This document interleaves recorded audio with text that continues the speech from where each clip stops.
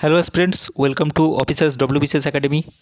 আমি doctor Dibyendu Saha, panchayat development officer through WBCS 2016। 10 মিনিটে আনন্দবাজার নামে একটি আমি ইনিশিয়েটিভ স্টার্ট করেছি, যার মাধ্যমে রোজকার আনন্দবাজার পত্রিকার গুরুত্বপূর্ণ খবরগুলো তোমাদের সামনে আমি তুলে ধরি এবং তার সাথে প্রতিযোগিতামূলক পরীক্ষার দিক থেকে ইম্পর্ট্যান্ট কিছু তথ্য আমি দিয়ে থাকি। প্রথমে বলে রাখি, আজকের এই ভিডিওটির মাধ্যমে গতকালকের এবং আজকের অর্থাৎ 19 এবং 20 তারিখের গুরুত্বপূর্ণ খবরগুলি আমি আলোচনা করব, যেহেতু কালকে ভিডিওটি আপলোড করা যায়নি।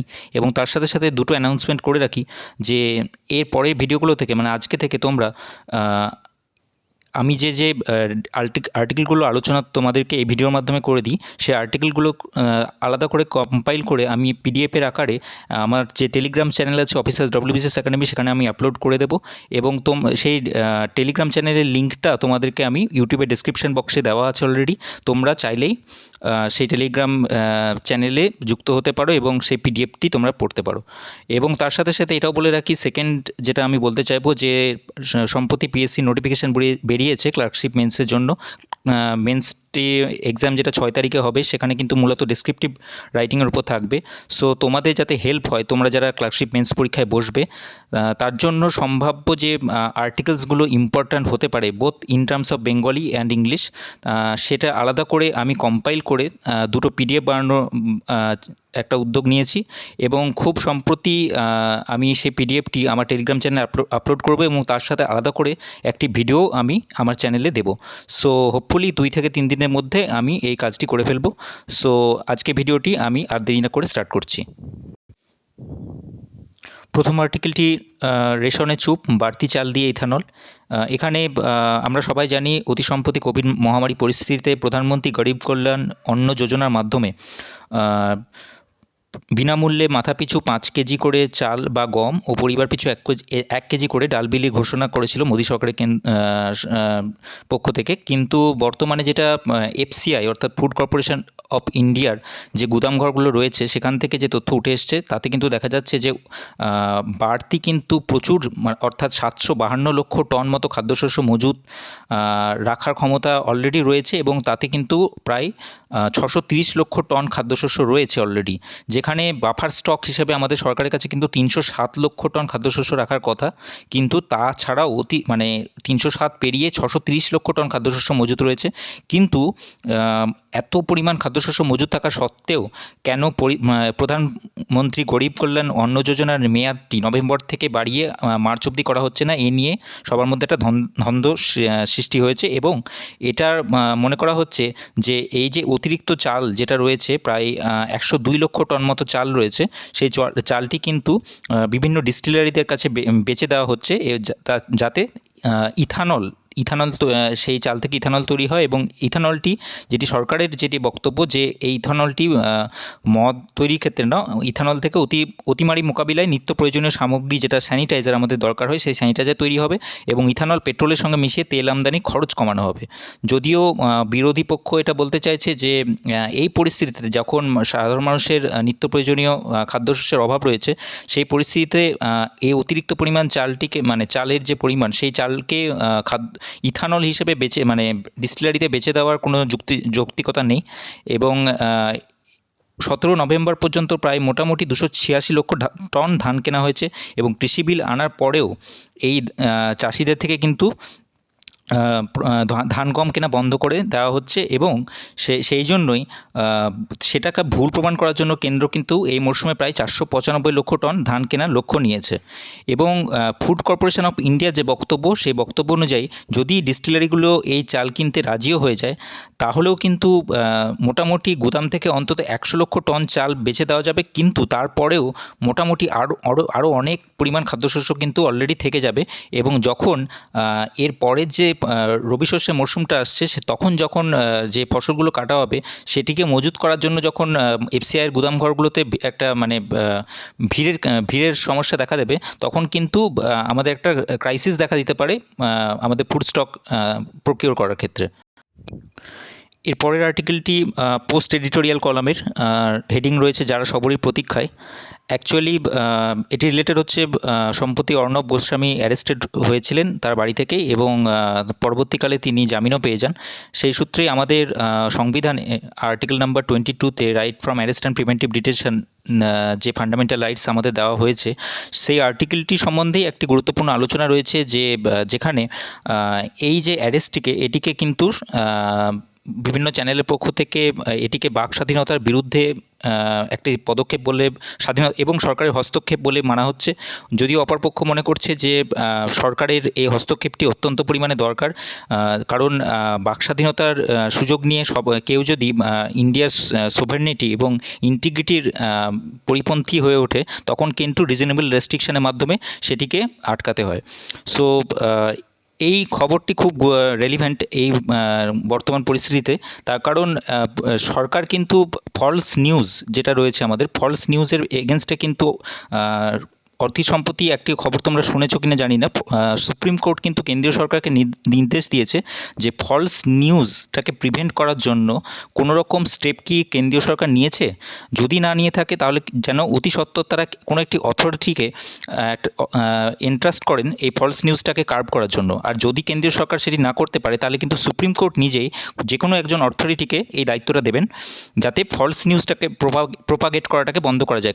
কারণ ফলস নিউজে আমরা জানি, ফলস নিউজ কিন্তু সামাজিক প্ররোচনা, বিভিন্ন রকম উদ্দেশ্য প্রণোদিত প্ররোচনাকে ইন্ধন দেয়, এবং তার পরিপ্রেক্ষিতে কিন্তু অনেক ভয়াবহ ঘটনা, যেমন মব লিঞ্চিং থেকে শুরু করে কমিউনাল হারমোনি নষ্ট হয়, এবং এটিকে কিন্তু রোধ করার প্রয়োজন আছে। যদিও ফলস নিউজ যে ব্যাপারটা, সেটা কিন্তু আদতে পুরোপুরিভাবে যে ক্ষতিকারক তা নয়, কারণ ফলস নিউজকে স্বভাবত দুটি ভাগে ভাগ করা যেতে পারে। একটি হচ্ছে হার্মলেস, যেগুলো হার্মলেস মানে কি, তোমরা অনেক সময় দেখতে পাবে যে হোয়াটসঅ্যাপে বিভিন্ন খবর বেরোয়, যেমন হচ্ছে কোনো এক অমুক স্থানকে ইউনেস্কো ওয়ার্ল্ড হেরিটেজ সাইট আখ্যা দিয়েছে, যদিও পরে দেখা যায় যে এই আখ্যাটি সম্পূর্ণ ভিত্তিহীন। এবং এই সমস্ত যে নিউজগুলো রয়েছে, এগুলো কিন্তু কাউকে ক্ষতি করছে না, যদিও এগুলো একটা মানে ফলস প্রোপাগান্ডা, তবুও এটি কাউকে ক্ষতি করার উদ্দেশ্য নয়। এইগুলোকে হার্মলেস ফলস নিউজের আওতায় ফেলা যেতে পারে। কিন্তু হার্মফুল কোনগুলো, যেগুলো হচ্ছে কোনো রকম কমিউনাল টেনশন রাইজ করতে পারে, বা কোনো একটি কাস্ট, পার্টিকুলার কাস্ট বা কোনো একটা ট্রাইবকে ইনসাল্ট করতে পারে, বা কারোর সেন্টিমেন্টে আঘাত করতে পারে, এই ধরনের যে খবরগুলো আছে সেগুলোকে কিন্তু কার্ভ করার যথেষ্ট প্রয়োজনীয়তা রয়েছে। এবং সেই সমস্ত সংবাদের যে রোধ করার একটা চেষ্টা, প্রোপাগেটটাকে কন্ট্রোল করার চেষ্টা, সেজন্য একটা রেগুলেটরি অথরিটি চাইছে সুপ্রিম কোর্ট, যে যার জন্য তারা কেন্দ্রীয় সরকারকে নির্দেশ দিয়েছে। তো তোমরা এই আর্টিকেলটি পড়ে রাখতে পারো, টেলিগ্রামে চ্যানেলে আমি যে পিডিএফটি কম্পাইল করেছি সেখানে এই আর্টিকেলটি তোমরা অবশ্যই পড়ো ডেসক্রিপটিভ রাইটিংয়ের জন্য। এরপরের আর্টিকেলটিও পোস্ট এডিটোরিয়াল আর্টিকেল, যেটির হেডিং টাকার রং। অ্যাকচুয়ালি এটি সম্প্রতি যে গরু পাচার চক্রের যে তদন্ত চলছে, এবং পশ্চিমবঙ্গে যে অবৈধ কয়লার ব্যবসা নিয়ে যে একটি তদন্ত চলছে, সেই তদন্তের পরিপ্রেক্ষিতে এই আর্টিকেলটি রয়েছে। এই আর্টিকেলটির মাধ্যমে যেটা বলা হচ্ছে যে যখনই ভোট ব্যাংকের, অর্থাৎ ভোটের যখন টাইম আসে, ঠিক নির্বাচনের সময়ের ঠিক আগে কিন্তু এই তদন্তের একটু বেশি আমরা পরিমাণ হুলস্থুল পড়ে যায়, এবং আমরা দেখতে পাই যে তদন্তের গতি কিন্তু অনেক এগিয়ে যায়, মানে অনেক বেশি হয়ে যায়।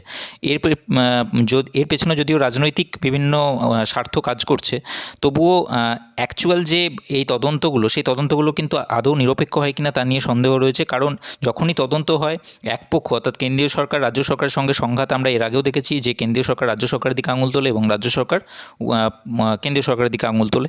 এইভাবে কিন্তু যে যার নিজের দায়টা এড়িয়ে যেতে চায়। সো এই লেখক যিনি বলতে চেয়েছেন যে এই পরিস্থিতি মোকাবিলা করার জন্য এক ভিন্ন ধরনের রাজনীতি প্রয়োজন, যার নাম হচ্ছে স্বচ্ছতা বা ট্রান্সপারেন্সি। যতদিন সেই ট্রান্সপারেন্সি না আসছে, ততদিন কিন্তু যতই কমিশন তৈরি হোক, নতুন নতুন তদন্ত কমিশন তৈরি করেও কিন্তু কোনো লাভ হবে না। সো তোমরা এই আর্টিকেলটি পড়ে রাখতে পারো, খুব গুরুত্বপূর্ণ ডেসক্রিপশন। এরপরের আর্টিকেল 6 মাস পরেও টাটকা আমপানের আঘাত। রিসেন্টলি আমাদের কয়েক মাস আগে পশ্চিমবঙ্গের উপকূলবর্তী যে অঞ্চলগুলি রয়েছে, সেখানে ঘটে যাওয়া এক ভয়াবহ যে ঘূর্ণিঝড় আমপান, সেই আমপানের আঘাত কিন্তু এখনও মেটেনি, এবং এই উপকূলবর্তী যে বিধ্বস্ত অঞ্চলগুলি রয়েছে, সেখানকার পুনরুদ্ধার কাজ কিন্তু পুরোপুরি এখনও সম্পন্ন হয়নি। সেই সূত্রে এই আর্টিকেলটি রয়েছে, এবং এই আর্টিকেলটির মাধ্যমে বলা হচ্ছে যে কংক্রিটের যে বাঁধের দাবি রয়েছিল সেই দাবি তো পূরণ হয়নি, এবং তার সঙ্গে রয়েছে যে সমস্ত জমি চাষযোগ্য জমি ছিল সেই জমিগুলোতে নোনা জল ঢুকে জমির ফার্টিলিটি মানে উর্বরতা একদম শেষ হয়ে গেছে। মাছ চাষের পুকুরও সংস্কার করার টাকা অনেকের কাছে নেই, এবং অসংখ্য পানের বরজ নষ্ট হয়েছে, এবং অনেক চাষি কিন্তু এখনও ঠিকঠাকভাবে তাদের মাথা তুলে দাঁড়াতে পারেননি।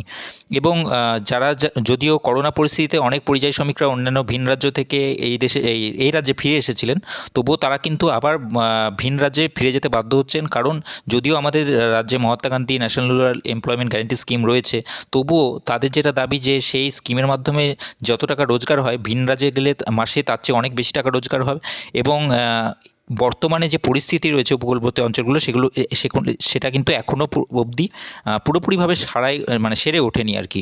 সো এই আর্টিকেলটি তোমরা পড়ে রাখতে পারো, কারণ এটি ডেসক্রিপটিভ রাইটিংয়ের জন্য তোমাদের হেল্পফুল হবে।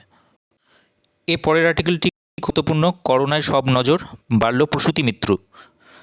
যেটি বলা হচ্ছে যে 6-7 মাস যাবৎ আমরা আমাদের যে স্বাস্থ্য এবং স্বাস্থ্য পরিষেবা রয়েছে, স্বাস্থ্য দপ্তর রয়েছে এবং প্রশাসন কিন্তু মূলত করোনায় পরিস্থিতিকে সামাল দেওয়ার জন্য মোকাবিলা করে যাচ্ছে, এবং তার জেরে যেটা হচ্ছে যে অন্যান্য যে রোগগুলো ট্রিটমেন্টের যে ফেসিলিটিগুলো আছে সেগুলো কিন্তু ব্যাহত হচ্ছে। যেমন ক্যান্সার রয়েছে, ডায়াবেটিস, ডায়ালিসিস এবং সার্জারি। যে তার পরিপ্রেক্ষিতে যেটা হয়েছে যে ম্যাটারনাল মর্টালিটি রেট, যেটাকে আমরা বাংলায় বলি মাতৃমৃত্যু সেই হারটি কিন্তু যথেষ্ট পরিমাণে বেড়ে গেছে। আমরা ম্যাটারনাল মর্টালিটি রেট বলতে যেটাকে বোঝায় যে গর্ভাবস্থা 20 সপ্তাহের পর থেকে প্রসবের 48 ঘন্টার মধ্যে যদি প্রসূতির মৃত্যু হয় তাহলে সেটা কিন্তু মাতৃমৃত্যুর পর্যায়ে পড়ে। এবং 2019-20 সালে মাতৃমৃত্যু কিন্তু অনেকটাই বেশি ছিল, 1150 জনের মৃত্যু হয়েছিল, যদিও রাজ্য সরকারের পোর্টালে সেটিকে 420 দেখানো হয়েছে, এবং তার মধ্যে নন হাই রিস্ক ডেথ যেটা 353 দেখানো হয়েছে। তবুও 2020 থেকে 21 মানে অর্থাৎ চলতি বছরের কিন্তু মাতৃমৃত্যুর হার কিন্তু অনেক বেশি আগের বছরের চেয়ে, যেটা প্রায় 5-7% বেশি। এবং যদিও ভবিষ্যতে কিন্তু এর সংখ্যাটি বাড়ার আরও প্রবণতা রয়েছে, কারণ হচ্ছে করোনা পরিস্থিতি কিন্তু এখনও সম্পূর্ণভাবে সামাল দেওয়া যায়নি, এবং দ্বিতীয় পর্যায়ের একটি কোভিড ঢেউ আসার একটা সম্ভাবনা দেখা দিচ্ছে। সুতরাং এই পরিস্থিতিতে যদি এই প্রেগন্যান্সি রিলেটেড ইস্যুগুলোকে যদি আলাদা করা না যায় তাহলে কিন্তু অদূর ভবিষ্যতে এই ম্যাটারনাল মর্টালিটি রেট বা এমএমআর এর পরিসংখ্যানটা আরও বেশি বৃদ্ধি পাবে। এরপরের যে আর্টিকেল রয়েছে সেটি হচ্ছে সিবিআই সম্বন্ধে। সিবিআই যে সংস্থাটি রয়েছে তোমরা সবাই জানো যে তার পুরো নাম সেন্ট্রাল ব্যুরো অফ ইনভেস্টিগেশন। এটি এস্টাবলিশ হয় Delhi special police establishment act অনুযায়ী। এবং তোমাদের যদি বলা হয় যে এই সিবিআই কি কোন মিনিস্ট্রির আওতায় পড়ে, মানে কোন মিনিস্ট্রির অধীনে কাজ করে, তখন কিন্তু অনেকেই অ্যান্সার যেটা করবে সেটা হচ্ছে যেহেতু সিবিআইটি পুলিশের সঙ্গে যুক্ত তাই এটি মিনিস্ট্রি অফ হোম অ্যাফেয়ার্স দ্বারা পরিচালিত হয়, কিন্তু আদতে তা নয়। এটি কিন্তু কোনো একটি পাবলিক সার্ভিস কমিশনের পরীক্ষায় এসেছিল এবং অনেকে ভুল করেও এসেছিল যে মিনিস্ট্রি অফ হোম অ্যাফেয়ার্স নাকি সিবিআইকে পরিচালিত করে। আদতে তা নয়। যেটি এর রুলিং যে রেগুলেটরি মিনিস্ট্রি সেটা হচ্ছে কিন্তু ministry of personal and public grievance redressal যেটা আমাদের রয়েছে, সেই মিনিস্ট্রিটা কিন্তু সিবিআইকে রেগুলেট করে। এবং যেটা বলা হচ্ছে যে সিবিআই যদি কোনো রাজ্যে তদন্ত করতে যায় সেক্ষেত্রে কিন্তু সংশ্লিষ্ট রাজ্য সরকারের সম্মতি কিন্তু আবশ্যক বলে সুপ্রিম কোর্ট জানিয়েছে। যদিও সুপ্রিম কোর্ট এটা ক্লিয়ার করে দিয়েছে যে কেন্দ্রীয় সরকারি সংস্থা বা তার কর্মীদের বিরুদ্ধে যদি কোনো দুর্নীতি বা আর্থিক অপরাধের তদন্ত দরকার পড়ে তাহলে কিন্তু সেই ক্ষেত্রে রাজ্য সরকারের সম্মতির যেটাকে বলে জেনারেল কনসেন্ট তার কিন্তু প্রয়োজন নেই, অর্থাৎ তারা কিন্তু স্বাধীনভাবেই সেখানে তদন্ত চালাতে পারে এবং পুরনো মামলা যদি থাকে সেটার তদন্ত কিন্তু চালিয়ে যেতে পারে। তো আমি এর পরের কোনো আর্টিকেল যখন সিবিআই রিলেটেড কোনো ম্যাটার উঠে আসবে আমি সিবিআই রিলেটেড ডিটেলসে আমি তোমাদেরকে ডিসকাশন করে দেবো যে সিবিআইয়ের অরিজিন কোথা থেকে হলো এবং সিবিআই এর উৎপত্তি কেন দরকার পড়লো এবং এই সংস্থাটির অ্যাকচুয়াল কাজ কী। এরপরের আর্টিকেল ব্রিক্সের সন্ত্রাসের বিরুদ্ধে সরব চীনও। এর আগের কোনো এক ভিডিওতে আমি কিন্তু ব্রিক্স এই সংগঠনটি ব্যাপারে পুরোপুরিভাবে আলোচনা করেছি। ব্রিক্সের উৎপত্তি এবং ব্রিক্সের যে অন্তর্ভুক্ত যে দেশগুলি রয়েছে তারা, এবং ব্রিক্সের যে অবজেক্টিভসগুলো রয়েছে সেগুলো নিয়ে। সো আমি সেটাকে নিয়ে আর রিপিট করতে চাইছি না। এই আর্টিকেলটিতে যেটা বলা হয়েছে যে সম্প্রতি যে ব্রিক্সের যে সম্মেলন ছিল সেই সম্মেলনে সন্ত্রাসবাদ মোকাবিলার জন্য কিন্তু চীনও সরব হয়েছে। যদিও এটা খুব একটা মানে আশ্চর্যের বিষয়। ব্রিক্স বৈঠকে একটা সন্ত্রাসবাদ বিরোধিতা নিয়ে একটি দীর্ঘ ঘোষণাপত্র প্রকাশ করা হয়েছিল, যাতে রাশিয়া, চীন এবং ভারত প্রত্যেকেই কিন্তু স্বাক্ষর করেছে। যদিও কূটনৈতিক সূত্রের মতে এই চাল অত্যন্ত কৌশলী, কারণ এই ঘোষণার মাধ্যমে আন্তর্জাতিক মঞ্চে চীনের ঘাড়েও আন্তঃসীমান্ত সন্ত্রাস মোকাবিলার দায় এসে পড়ল। পাশাপাশি অবশ্যই এই প্রশ্ন উঠেছে যে অতীতেও বহুপাক্ষিক কোনো গোষ্ঠীর অনেক প্রস্তাবে ঘাড় নেড়ে সায় জানাতে দেখা গেছে বেজিংকে, কিন্তু দেশে যেই ফিরে যায় তারা, সেই সময় তারা কিন্তু সেই প্রতিশ্রুতি অক্লেশে ভুলে যায়। এবং সাউথ ব্লকের কর্তাদের যেটা মত সেটা হচ্ছে কূটনৈতিক বহুপাক্ষিক শীর্ষস্তরে বহুপাক্ষিক মঞ্চে চীন কিন্তু অন্য দেশের সঙ্গে একমত হয় ঠিকই, কিন্তু পিএলএ মানে বা চীনা সেনা কে দিয়ে তারা কিন্তু পুরোপুরি সম্পূর্ণ বিপরীত কাজটাই ঘটায়। সুতরাং এই এই ঘোষণাপত্রের স্বাক্ষরটি কিন্তু ততটাও গুরুত্বপূর্ণ নয়, কারণ তারা যে এই ঘোষণাপত্রে স্বাক্ষর করার মানেই তারা তাদের অঙ্গীকারে স্টিক থাকবে তার কোনো গ্যারেন্টি নেই। কারণ অলরেডি লাদাখ নিয়ে একটা টেনশন চলছে লাইন অফ অ্যাকচুয়াল কন্ট্রোলে, এবং সেটা থেকে কিন্তু যুদ্ধবিরতি সংঘর্ষ আপাতভাবে থাকলেও পরবর্তীকালে কিন্তু টেনশন বাড়ার সমস্যা রয়েছে। এরপরের আর্টিকেলটির হাফিজ সঈদের 10 বছরের কারাদণ্ড।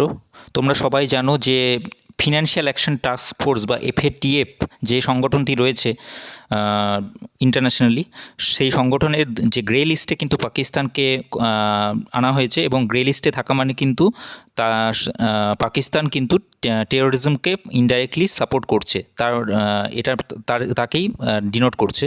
তো তার পরিপ্রেক্ষিতে যেটা হয়েছে যে মুম্বাই হামলার যে মূল চক্রী হাফিজ সঈদকে সন্ত্রাসে আর্থিক মদতের মামলায় 10 বছরের কারাদণ্ড দিয়েছে পাকিস্তান একটি আদালত। যদিও এটিতে খাস কিছু পরিবর্তন ঘটবে না, তার কারণ হচ্ছে এই যে স্টেপটি পাকিস্তান নিয়েছে সেটিকে কিন্তু যেটা মনে করা হচ্ছে যে অগস্টে এফএটিএফের যে গ্রে লিস্টে তাদেরকে নেওয়া হয়েছিল, পাকিস্তানকে এনলিস্ট করা হয়েছিল, সেই গ্রে লিস্ট থেকে তারা বেরোনোর জন্য ইন্টারন্যাশনাল যে অর্গানাইজেশন রয়েছে এফএটিএফ তাকে আইওয়াশ করতে চাইছে। এবং এটাও কূটনৈতিকদের মত যে দীর্ঘদিন ধরে পাকিস্তানের জঙ্গিদের কিন্তু রাষ্ট্রীয় মদত বন্ধ করতে বিভিন্ন আন্তর্জাতিক সংস্থা ও মিত্র দেশগুলোকে ভারত অনুরোধ করেছে, কিন্তু বছর দেড়েক আগে যে এফএটিএফের একটি রিপোর্ট দেয় ভারত, তাতে কিন্তু বলা হয়েছিল যে জামাত উদ দাওয়া তথা লস্কর-ই তৈয়বার মূল যে শাখা রয়েছে ফালাহ ইনসানিয়াত, সেটার 60টি অ্যাকাউন্ট যদিও পাকিস্তান বন্ধ করেছে, কিন্তু ওই সংগঠনের বিশেষ অসুবিধা হয়নি, কারণ তাদের কিন্তু নানা অ্যাকাউন্টে মাধ্যমে টাকা জমা পড়তো, অর্থাৎ টেরর ফিন্যান্সিংয়ের যে কাজটি সেটি কিন্তু অব্যাহত ছিল। সো এরপরে এটাই দেখার যে এফএটিএফ যে সংগঠনটি রয়েছে ফিনান্সিয়াল অ্যাকশন টাস্ক ফোর্স, সেটি কিন্তু ফেব্রুয়ারি অবধি পাকিস্তানকে গ্রে লিস্টে রাখার সিদ্ধান্ত নিয়েছে, এবং পরবর্তীকালে এটি তা এক্সটেন্ড করে কিনা এই ব্যাপারটিকে। এরপরের আর্টিকেলটির হেডিং শেষ ভরসা, এটি পোস্ট এডিটোরিয়াল। এটি রিলেটেড হচ্ছে অর্ণব গোস্বামী জামিন পাওয়া নিয়ে। অর্ণব গোস্বামী জামিন পাওয়ার পরেই সম্ভবত যেটি সুপ্রিম কোর্ট এই জামিন দেওয়ার সময় যেটি মন্তব্য করেছেন যে হাইকোর্ট অর্ণব গোস্বামীকে জামিন না দিয়ে কিন্তু একটি ভুল করেছে, কারণ জামিন পাওয়া এই জিনিসটা কিন্তু একটি ব্যক্তিগত অধিকারের মধ্যে পড়ে। যদিও এক্ষেত্রে একটু কন্ট্রাডিক্টরি ব্যাপার রয়েছে, কারণ সব মামলায় কিন্তু জামিনযোগ্য হয় না, মানে বেলেবেল এবং নন বেলেবেল কেসের ক্ষেত্রে কি হয়, বেলেবেল কেসে কিন্তু জামিন পাওয়াটা একটি অধিকারের মধ্যে পড়ে, এবং নন বেলেবেল কেস যদি হয় তাহলে কিন্তু জামিন পাবে, মানে কোনো ব্যক্তি অভিযুক্ত ব্যক্তি জামিন পাবে কি পাবে না সেটি পুরোপুরি আদালতের এখতিয়ারভুক্ত, অর্থাৎ আদালতের ডিসক্রিশন। সো সেটা হলেও স্বভাবত একটি ব্যক্তিকে জামিন দিয়ে দেওয়া, মানে যতক্ষণ না পর্যন্ত ট্রায়ালে সে কনভিক্টেড হচ্ছে, সেটি কিন্তু তাকে দিয়ে দেওয়াটাই বাঞ্ছনীয়। যদিও বিরোধী পক্ষ বা অন্যান্য যে পক্ষরা রয়েছে তারা যেটা বলতে চাইছে যে যদি অর্ণব গোস্বামী জামিন পেতে পারেন তাহলে বিনা ট্রায়ালে কিন্তু এরকম দেশে অনেক অভিযুক্তরা রয়েছেন বিভিন্ন কেসে, যারা অভিযুক্ত তারা কিন্তু বিনা ট্রায়ালে জেলে মধ্যে আছেন, এবং তারা কিন্তু জামিনের জন্য আবেদন করেও জামিন তাদের মঞ্জুর হয়নি। তো সেক্ষেত্রে সুপ্রিম কোর্ট যে মন্তব্যটা করেছে সেটি কিন্তু যথেষ্ট তাৎপর্যপূর্ণ বলে মনে করা হচ্ছে, এবং এটাও আশা করা হচ্ছে যে একজনের ক্ষেত্রে যে সিদ্ধান্তটা সুপ্রিম কোর্ট নিয়েছে সেটি যেন অন্যজনের ক্ষেত্রেও কার্যকর হয়। এর পরের আর্টিকেলটি আশার আলো হেডিংয়ে রয়েছে, যেটি হচ্ছে সম্প্রতি হাইকোর্টে যে রায়টি দিয়েছিল শব্দবাজি এবং আতশবাজি নিষিদ্ধ করা নিয়ে। সো সেটির ভার্ডিক্ট দেওয়ার পর কিন্তু এফেক্টিভলি ইমপ্লিমেন্টেশন হয়েছে এবং বিভিন্ন জায়গায় যদিও কিছু কিছু ক্ষেত্রে এর ব্যতিক্রম হয়েছে, তবুও সামগ্রিকভাবে কিন্তু ওভারঅল এই রায়টি বহাল রয়েছে এবং তার সফলভাবে এক্সিকিউশনও হয়েছে। এবং স্বভাবতই যেটা আমরা দেখতে অভ্যস্ত যে বাজি পোড়ানো যে ব্যাপারটা, সেটা কিন্তু এই বছর অনেকটাই কম হয়েছে।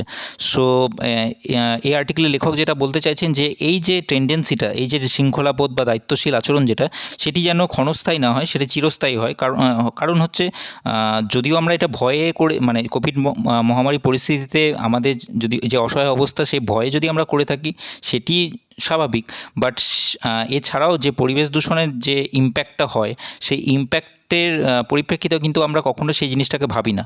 যখনই আমাদের দায়বদ্ধতার ব্যাপার চলে আসে, যখন আমাদের মানে আমাদের কাছে কোনো অপশান থাকে না, তখনই কিন্তু আমরা কোনো কাজ করতে সচেষ্ট হই। সো আর লেখক যেটা বলতে চাইছেন যে এই যে দায়িত্বশীলতা, এটা কিন্তু শুধু একটা টাইমের না, এটা কিন্তু মানে যেন দীর্ঘস্থায়ী হয়। এবং তার সঙ্গে যে শৃঙ্খলা পরায়ণতার কথা যেটা বলা হচ্ছে, কারণ পরিবেশ দূষণের ক্ষেত্রেও কিন্তু এই সব যে বাজি পোড়ানো ব্যাপারটা সেটি কিন্তু ওতপ্রোতভাবে জড়িত। সুতরাং এই শব্দ দূষণহীন এবং বায়ু দূষণহীন যে কালী পুজো ও দীপাবলি এবছর যেটা দেখা গেছে, সেটা যেন প্রত্যেক বছর দেখা যায়, এটি লেখকের বক্তব্য। এর পরের আর্টিকেলটি অলোক রঞ্জন দাশগুপ্তকে নিয়ে। তিনি ভারতীয় কবি, সম্প্রতিকালে তিনি প্রয়াত হয়েছেন এবং এখান থেকে কয়েকটি উল্লেখযোগ্য ইনফরমেশান তোমরা পেতে পারো, যেমন যৌবন বাউল তার প্রথম কবিতার বই, এবং নিষিদ্ধ কোজাগরী তার দ্বিতীয় বই। এগুলো তোমাদের নোট করে রাখতে পারো তোমরা, কারণ এগুলো কিন্তু পরীক্ষায়। এর পরের আর্টিকেলটি যেটি রয়েছে ভারতের অর্থনীতির অবস্থা এই সম্প্রতিকালে, যেটা এই পরিসংখ্যানের মাধ্যমে তোমরা দেখতে পাচ্ছ যে আর্থিক বৃদ্ধির হার কিন্তু ভারতের যেটা, সেটি অন্যান্য যে দেশগুলো রয়েছে সেই তুলনায় ভারতের অবস্থান কোথায়, এবং কোভিডে যে মৃত্যু হয়েছে প্রতি 10 লক্ষে কতজন মানুষ মারা গেছেন প্রত্যেকটা দেশে, তার একটি অ্যানালিসিস রয়েছে।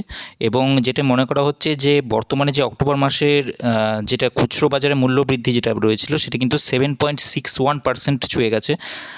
যদিও আমরা সবাই জানি যে আরবিআই ম্যান্ডেট যেটা রয়েছে, যে রিজার্ভ ব্যাঙ্কের যে দায়িত্ব কিন্তু মূল্যবৃদ্ধির যে হার, সেটি কিন্তু 4% মধ্যে বেঁধে রাখা। যদিও সেটা +-2 হয়, অর্থাৎ ম্যাক্সিমাম 6% অবধি যেতে পারে, কিন্তু আমাদের বর্তমান যে ইনফ্লেশন লেভেল, সেটা কিন্তু 7.61% ছুঁয়ে গেছে, যেটি কিন্তু অনেকটাই বেশি। এবং এর পেছনে যেটা কেন্দ্রীয় অর্থমন্ত্রী নির্মলা সীতারামন মনে করছেন যে আনাজের দাম বেড়ে যাওয়াটাকেই তিনি দায়ী করছেন। যদিও রিজার্ভ ব্যাঙ্ক সেটাকে মনে করছে যে পেট্রোল ডিজেলের উপর যে এক্সেস ট্যাক্স এবং আমদানি শুল্ক চাপানো হয়েছে এবং আনাজের যোগান ব্যবস্থার যে ত্রুটি, এগুলোই এই ইনফ্লেশনের অন্যতম কারণ। এরপর আর্টিকেলটি পেটেন্ট মুক্তির দাবিতে চীনকে পাশে চায় দিল্লি। যদিও চীনের সঙ্গে আমাদের সীমান্ত এবং জলপথে একটি সংঘাত রয়েছে অলরেডি, তবুও কিন্তু কোভিড টিকাকে পেটেন্ট মুক্ত করার জন্য রাষ্ট্রগুলির কাছে আরও সহজলভ্য করার জন্য চীনের সঙ্গে কিন্তু সহযোগিতার পথেই ভারত হাঁটতে চাইছে, এবং এ ব্যাপারে পজিটিভ অ্যাটিটিউড দেখিয়েছে খোদ চীনও। এবং গতকাল যে ব্রিক্স সম্মেলনটি অনুষ্ঠিত হয়েছিল, সেখানে কিন্তু কোভিডের টিকা যাতে দেশের আর্থিক সামর্থ্যের বাইরে না চলে যায়, তার জন্য কিন্তু বলা হয়েছিল যে ব্রিক্স গোষ্ঠীভুক্ত যে দেশগুলি আছে, তারা কিন্তু একই সঙ্গে কাজ করবে। এবং শুক্রবারে যেটা বিশ্ব বাণিজ্য সংস্থা, মানে ওয়ার্ল্ড ট্রেড অর্গানাইজেশনের যে ট্রিপস কাউন্সিল রয়েছে, সেইটার বৈঠক ছিল, এবং সেই বৈঠকে কিন্তু যৌথভাবে ভারত এবং দক্ষিণ আফ্রিকা উপরিউক্ত প্রস্তাবটি রেখেছে। সো এখানে আমরা একটু জেনে নেব ট্রিপসটি অ্যাকচুয়ালি কী, এবং ট্রিপসের অন্যান্য যে অবজেক্টিভসগুলো রয়েছে সেগুলো। ট্রিপসের ফুল ফর্ম যেটা রয়েছে, trade related aspects of intellectual property rights. Actually এটা একটা এগ্রিমেন্ট বলতে পারো, একটি আন্তর্জাতিক চুক্তি। ওয়ার্ল্ড ট্রেড অর্গানাইজেশনের যে সমস্ত যে মেম্বার নেশনসগুলো আছে, তাদের মধ্যে একটি ইন্টেলেকচুয়াল প্রপার্টি রাইটস নিয়ে একটি আন্তর্জাতিক চুক্তি। এটি হচ্ছে ডব্লিউটিওর যে মেম্বার নেশনগুলো আছে তাদের মধ্যে যে ইন্টেলেকচুয়াল প্রপার্টি রিলেটেড যে রেগুলেশন সিস্টেম আছে তার জন্য একটি মিনিমাম স্ট্যান্ডার্ড ঠিক করে দেয়। এবং ট্রিপস এর উৎপত্তি হয়েছিল উরুগুয়ে রাউন্ডের গ্যাট, যেটা general agreement on tariffs and trade, যেটি 1994 হয়েছিল উরুগুয়েতে, এবং এটি কিন্তু ওয়ার্ল্ড ট্রেড অর্গানাইজেশন যারা কন্ট্রোল হয়। মূলত ট্রিপস এই এগ্রিমেন্টটি ইন্টেলেকচুয়াল প্রপার্টি বলতে সেই জিনিসগুলোকে বোঝায় যেগুলো হচ্ছে ট্যানজেনশিয়াল নয়, মানে যেগুলোকে আমরা ঠিক চোখে দেখা যায়, মানে সেগুলোকে আমরা অনুভব করতে পারি কিন্তু আমরা ছুঁতে পারি না, মানে ট্যানজেনশিয়াল নয়। যেমন হচ্ছে যে সমস্ত মিউজিকের যে কপিরাইট রয়েছে বা কোনো পারফরমেন্সের কপিরাইট রয়েছে বা জিওগ্রাফিক্যাল ইন্ডিকেশন ট্যাগ যেটা রয়েছে, জিআই ট্যাগ, যেটা তোমরা জানো, এবং যে সমস্ত ইন্ডাস্ট্রিয়াল ডিজাইন রয়েছে, সার্কিট লেআউট ডিজাইন রয়েছে, পেটেন্টের ব্যাপার রয়েছে, ট্রেডমার্কস রয়েছে, এইগুলো রিলেটেড হচ্ছে এই ইন্টেলেকচুয়াল প্রপার্টি, এগুলোকেই বলা হয় ইন্টেলেকচুয়াল প্রপার্টি। এবং এই ইন্টেলেকচুয়াল প্রপার্টির যে রেগুলেশনটা, সেই রেগুলেশনের জন্য একটা মিনিমাম স্ট্যান্ডার্ড ঠিক করা হয়েছে এই ট্রিপস এগ্রিমেন্টের মাধ্যমে।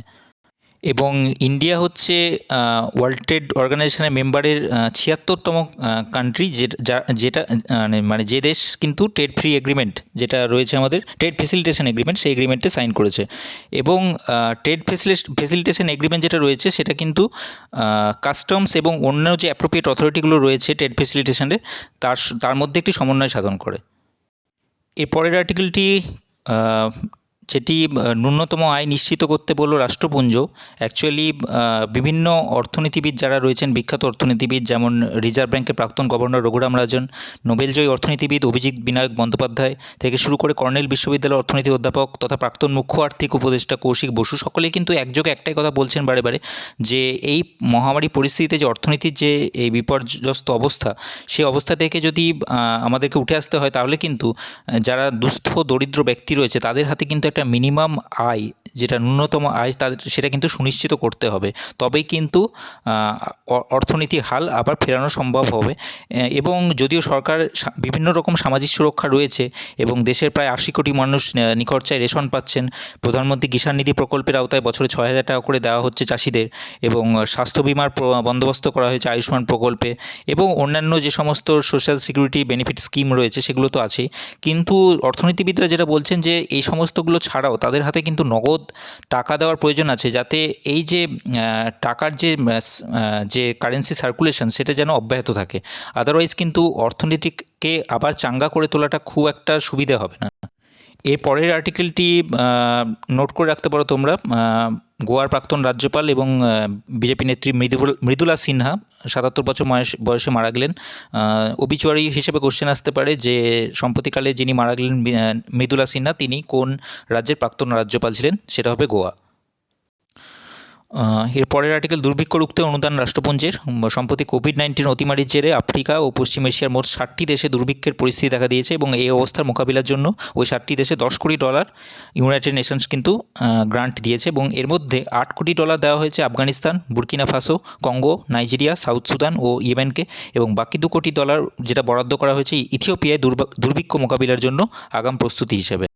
এর পরের আর্টিকেলটি অ্যাকচুয়ালি আর্টিকেল নেই, এটি একটি ইলাস্ট্রেশন রয়েছে যেটি আমি নোট করেছি, কারণ হচ্ছে ইন্দিরা গান্ধী সম্প্রতি যে জন্মদিন গেছে তাতে প্রিয়াঙ্কা বঢরা গান্ধী যিনি রয়েছেন তিনি তার শ্রদ্ধা জ্ঞাপন করেছেন, এবং তিনি যে আমরা সবাই জানি যে ইন্দিরা গান্ধীর যে ক্রিমেটোরিয়াম যে জায়গাটা, যে প্লেসটা, সেটা আমরা শক্তিস্থল হিসেবে পরিচিত। সো এই সুবাদে আমি একটু তোমাদেরকে স্ট্যাটিক জেনারেল নলেজের যে ক্রিমেটোরিয়ামগুলো রয়েছে, আমাদের ফেমাস ক্রিমেটোরিয়াম আমাদের দেশের বিভিন্ন বিখ্যাত ব্যক্তিত্ব যেখানে যাদের সমাধিস্থল রয়েছে সেগুলো একটু ঝালিয়ে নিতে চাই। তো ইম্পর্ট্যান্ট ক্রিমেটোরিয়ামের মধ্যে যেগুলো রয়েছে, মহাত্মা গান্ধীর ক্রিমেটোরিয়াম রয়েছে রাজঘাটে, লাল বাহাদুর শাস্ত্রীর সমাধিস্থল রয়েছে বিজয়ঘাট, যেটা নামে পরিচিত দিল্লিতে, চৌধুরী চরণ সিং প্রাক্তন প্রধানমন্ত্রী, তার সমাধিস্থল রয়েছে কিষাণ ঘাট দিল্লিতে, এবং রাজীব গান্ধী তার সমাধিস্থল রয়েছে বীরভূমি, সেটিও দিল্লিতে, এবং জওহরলাল নেহরু তার সমাধিস্থল পরিচিত শান্তিবন নামে, সেটিও দিল্লিতে, ইন্দিরা গান্ধী যেটি আগে বললাম শক্তিস্থল দিল্লি, সঞ্জয় গান্ধী শান্তিবন দিল্লি, মোরারজি দেশাই অভয়ঘাট আহমেদাবাদ, ডক্টর শঙ্কর দয়াল শর্মা কর্মভূমি ডক্টর রাজেন্দ্র প্রসাদ মহাপ্রয়াণ ঘাট পাটনা, গুলজারিলাল নন্দা নারায়ণঘাট আহমেদাবাদ, কে আর নারায়ণন উদয়ভূমি দিল্লি, পিভি নরসিম্হা রাও পিভি ঘাট দিল্লি বুদ্ধ পূর্ণিমা পার্ক, বি আর আম্বেদকর চৈত্যভূমি দাদারে, কৃষ্ণকান্ত ভাইস প্রেসিডেন্ট নিগমভূত ঘাট জ্ঞানী জৈলি সিং একতা স্থল দিল্লিতে অবস্থিত, জগজীবন রাম তিনি প্রথম ডেপুটি প্রাইম মিনিস্টার ছিলেন Samata Sthal place of equality, Devi Lal deputy prime minister তিনিও সংঘর্ষ স্থল, চন্দ্রশেখর প্রাক্তন প্রধানমন্ত্রী জননায়ক স্থল এবং আইকে গুজরাল তিনিও কিন্তু তার যে সমাধিস্থল সেটির নাম হচ্ছে স্মৃতিস্থল। এগুলোই ছিল কালকের মানে গতকালকের এবং আজকে গুরুত্বপূর্ণ খবরগুলোর মধ্যে অন্যতমগুলো। এবং তোমরা এবার যেটা করবে সেটা হচ্ছে যে নিচের ডেসক্রিপশান বক্সে দেওয়া যে টেলিগ্রাম লিঙ্কটি রয়েছে সেই লিঙ্কের মাধ্যমে তোমরা আমার চ্যানেলে যাবে এবং সেই চ্যানেলে গিয়ে দেখবে 19 এবং 20 তারিখের পিডিএফ ইম্পর্ট্যান্ট আর্টিকেলসের পিডিএফ কম্পাইল করে দেওয়া হয়েছে, সেটি ডাউনলোড করে তোমরা পড়ে নিতে পারো।